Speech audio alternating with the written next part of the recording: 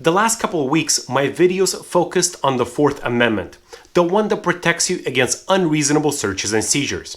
This week, let's shift gears. Let's talk about a murder case, dealing with confessions, Miranda, and coercion during interrogation.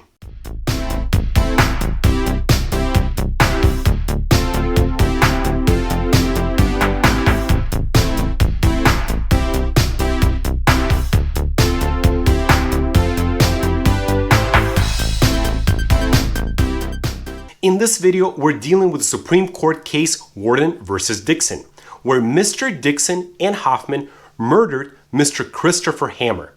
Dixon then stole Hammer's Social Security card and a birth certificate. Using those two documents, he obtained an ID card in the name of Mr. Hammer. Now, using that ID card, he then obtained a duplicate title for Mr. Hammer's vehicle. Using the title, he then sold Mr. Hammer's vehicle for $2,800. Like I said in my intro, this case is about confessions. And Mr. Dixon has 3 encounters with the police. The first time is when Mr. Dixon walks into the police station because apparently his vehicle was impounded and he was trying to get it back. During that time, the police questioned Mr. Dixon about Hammer's disappearance. As a side note, after Dixon murdered Hammer, they buried him alive. So at this point, Mr. Hammer was missing. Now, during this first encounter on November 4th, the police gave Dixon his Miranda warnings. They told him that he has to remain silent, he has that right, and he also has a right to an attorney. Mr. Dixon invoked his rights and declined to answer any questions. Moving on to Dixon's second encounter with the police. This time the officers continued their investigation and they figured out that Mr. Dixon forged Hammer's signature on that $2,800 check. Remember, he received that check for the car and Mr. Dixon needed to cash it in the bank, so he put Hammer's signature on it. Now, the officers charged Mr. Dixon with forgery. They arrested him and brought him to the police station. They questioned Mr. Dixon on the murder and the forgery charge. This time, they decided not to give the Miranda warnings to Mr. Dixon. They feared that if he's reminded that he can remain silent, Mr. Dixon would not speak. Now, when they questioned him, Mr. Dixon said that he had nothing to do with the murder. He admitted that he forged the signature, and he's guilty of that crime. But he said that he didn't know anything about the murder or where Mr. Hammer was located at that time.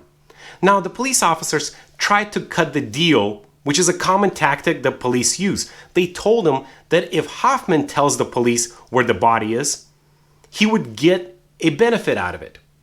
And that bus would sail away from Mr. Dixon.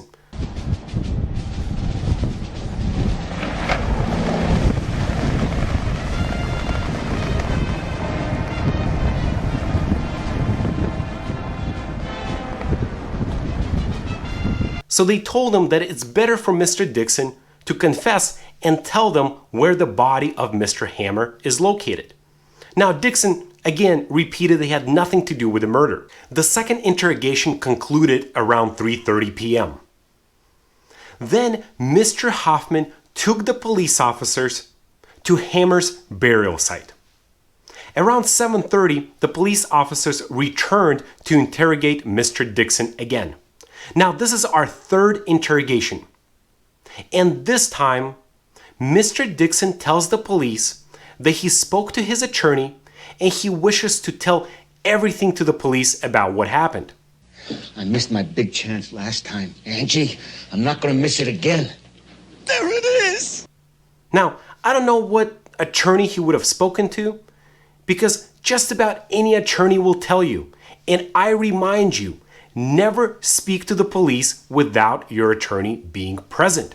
During this third interrogation, the police officers read Mr. Dixon his Miranda warnings, they made him sign a written waiver, and then they brought a tape recorder to record Mr. Dixon's confession. Mr. Dixon confessed to murdering Mr. Hammer. And of course, he pinned a lot of it on Mr. Hoffman. This case raises a number of important questions. First, let's talk about voluntariness. Even before Miranda, which came around 1960s, which was a Supreme Court case, by the way, we always evaluated confessions based on voluntariness. We have a slew of Supreme Court cases dealing with that subject. And I believe I even discussed some of those cases before. But to remind you, voluntariness means, did the subject of the interrogation feel coerced? Did the police officers use special tactics to threaten the person or deprive him of food or water to get the confession out of him? In this situation, Mr. Dixon was fed, he was given food, he was never threatened. He also doesn't have any mental issues that would make his confession involuntary. Now let's move on and talk about Miranda warnings. Now my clients love asking me questions about Miranda.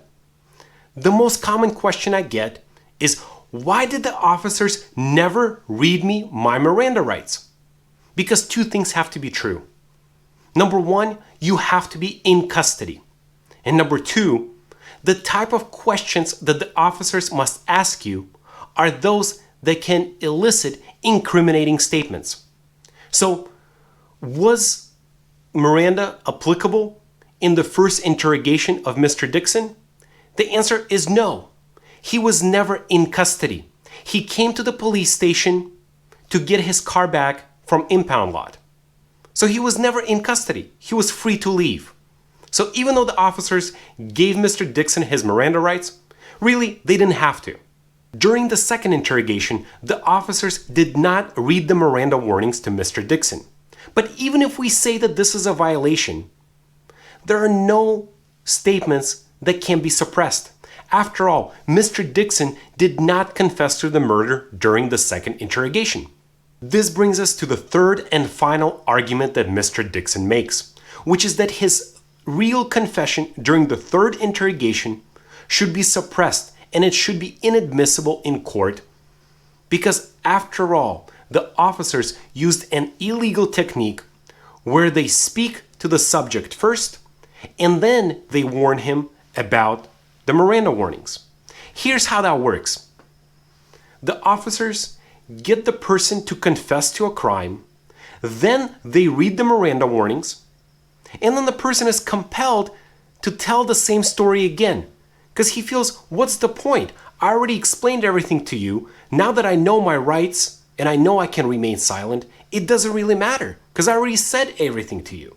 So then the officers say, go ahead and tell us the story again because it doesn't make much of a difference. Like a memory question, it's like you'll go person, woman, man, camera, TV. So they say, could you repeat that? The Supreme Court tells us that we don't have this problem here. After all, Mr. Dixon never confessed to murder prior to the third interrogation where he was given Miranda warnings. Even if he confessed before then, he confessed only to forgery charges. So there's no issues with talking about the murder first and then confessing to it in the third interrogation. And remember, there were 4 hours in between the second interrogation and the third. One happened at 3 p.m., the other one happened around 7:30. If you enjoyed this video, please click like, subscribe, hit that bell notification button so next time I post, you'll be first to know. And a quick reminder, please don't speak to the police without your attorney being present. Make your defense attorney's life easy, and yours as well. There is no reason to be suppressing statements if you don't make any in the first place.